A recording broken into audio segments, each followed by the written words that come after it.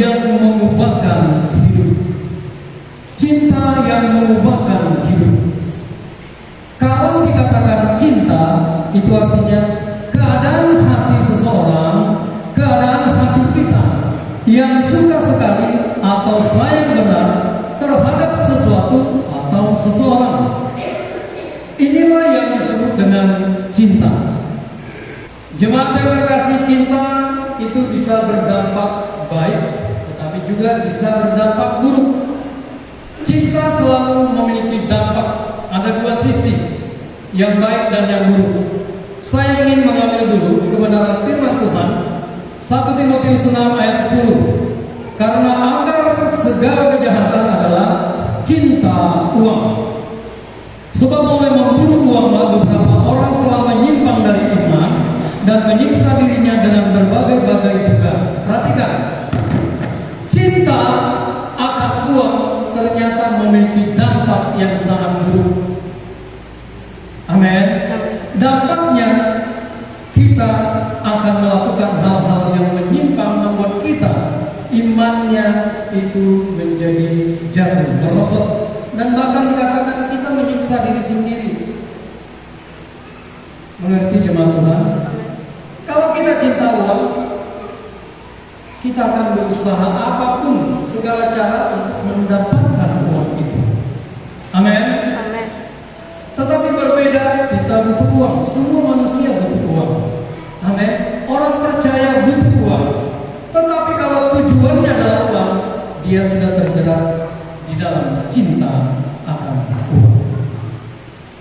Cinta akan uang merusak diri kita, merusak iman kita. Amin. Jadi mari perhatikan dampak yang buruk ini. Tetapi hal ini saya ingin membawa kita kepada dampak pengaruh yang baik, pengaruh yang membangun, yaitu cinta firman Allah. Yohanes 1 ayat 1. Pada mulanya adalah firman. Firman itu bersama-sama dengan Allah, dan firman itu adalah Allah. Perhatikan dengan baik. Firman, segala apa yang ada di dalam Alkitab ini adalah wujud pernyataan kehadiran dan karya Allah di dalam kehidupan umat manusia, khususnya orang percaya. Firman itu adalah Allah, dan di dalam ayat yang ke-14 dikatakan demikian. Firman itu telah menjadi manusia dan diam di antara kita. Perhatikan dengan baik. Yang dimaksudkan di sini, firman itu telah menjadi manusia dan diam di antara kita, itu mengacu kepada diri pribadi Yesus Kristus Tuhan. Pribadi kedua dari Allah Tritunggal yang Maha Kudus. Jadi jemaat Tuhan yang terkasih, kalau kita berkata aku mengasihi Yesus, tidak bisa tidak, itu sama dengan mengasihi, mencintai firman. Mencintai firman berarti suka akan firman. Berarti apa? Menaruh perhatian, menaruh kerinduan untuk senantiasa mengenal, membaca, merenungkan dan melakukan firman itu dalam hidup kita. Jadi kalau kita berkata aku mengasihi Yesus, tetapi kita menolak firman, tidak ada rasa cinta, berarti kadar cinta kita itu bisa diukur. Jadi jemaat Tuhan, mari kita semua di tempat ini coba renungkan, coba pertanyakan, apakah aku termasuk orang yang mencintai firman, mencintai Yesus dalam hidup ini? Kalau kita tidak suka dengan firman, kita sebenarnya tidak suka kepada Yesus. Sukanya kepada diri kita, keinginan kita. Nah, ini yang pertama harus dipahami terlebih dahulu. Wujud mencintai firman Allah yang pertama, suka mendengarkan firman Allah. Orang yang mencintai firman Allah, mereka akan menyediakan waktu untuk mendengarkan perkataan atau sabda Allah, sabda Yesus.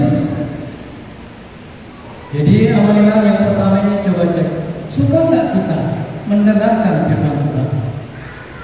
Suka nggak kita mendengarkan sabda Allah?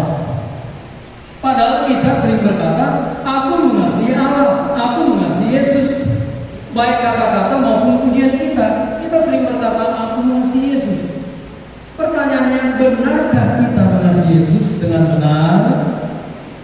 Mengasihi Yesus dengan benar diwujud nyatakan dengan sikap hati atau tindakan praktek hidup kita. Saya ingin memberikan kepada kita aminan contoh. Perempuan itu mempunyai seorang saudara yang bernama Maria. Maria itu dekat kaki Tuhan dan terus mendengarkan perkataannya. Jadi perhatikan dengan baik jemaat Tuhan. Firman Tuhan berkata, kalau setiap kita orang percaya, jemaat yang dikasih Tuhan, benar-benar mengasihi, mencintai Yesus, itu artinya apa? Kita mendengarkan firman-Nya. Maria duduk dekat kaki Tuhan dan apa yang dilakukannya?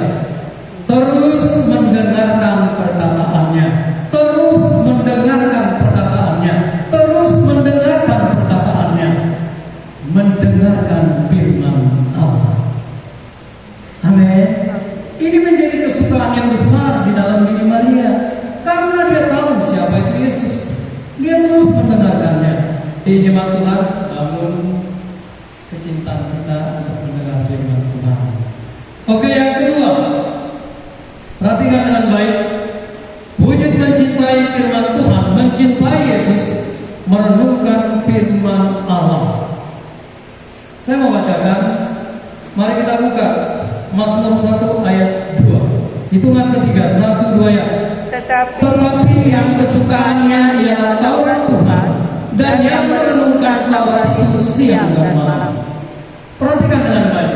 Orang yang mencintai firman, mencintai Taurat, mencintai perkataan sabda Kristus, itu adalah orang yang merenungkan firman siang dan malam.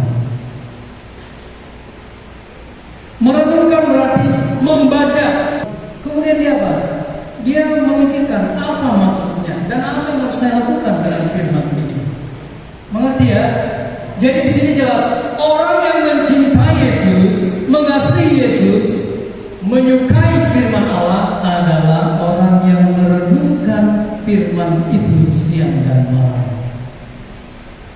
Nah, kembali cek dulu apa kita renungkan nggak firman itu? Yang ketiga, menaati atau melakukan firman Allah. Yohanes 14 ayat 15, 1, 2 ya.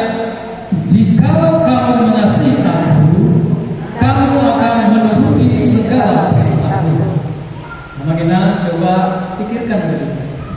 Yesus sendiri berkata, kalau kamu mengasihi Aku, kalau kamu mencintai Aku, kalau kamu umatku Gereja Baptis Indonesia Limangun Pagaran Baringin mencintai, mengasihi Aku, kamu seharusnya kamu akan mewujudkan itu dengan menuruti, menaati firman-Ku, perintah-Ku. Amin. Sudah jelas jemaat Tuhan. Kemudian yang kedua, nah ini perbandingannya. Barang siapa tidak mengasihi Aku, ia tidak menuruti firman-Ku. Jadi jemaat Tuhan, supaya kita mengerti, kalau kita nggak suka dengan firman, berarti kita belum mengasihi Yesus dengan benar. Amin.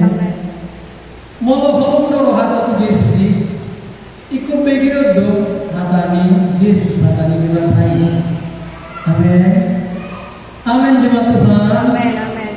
Saya mau konsep-konsep kita yang keliru dibuang itu, digantikan dengan konsep yang benar. Amin. Jadi jelas, kalau kita menolak firman, seperti yang sering saya bilang, sebenarnya kita menolak Yesus. Jadi kalau kita menolak firman, masihkah kita berani berkata, aku sungguh mengasihi Yesus, aku mencintai Yesus, sementara firman kita tolak? Kita tidak mau dengar, apalagi melakukannya dalam hidup kita.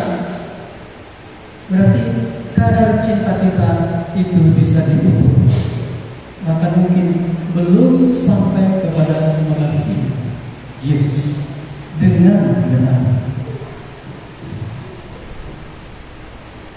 Sudah mulai mengerti jemaat Tuhan? Amin, amin.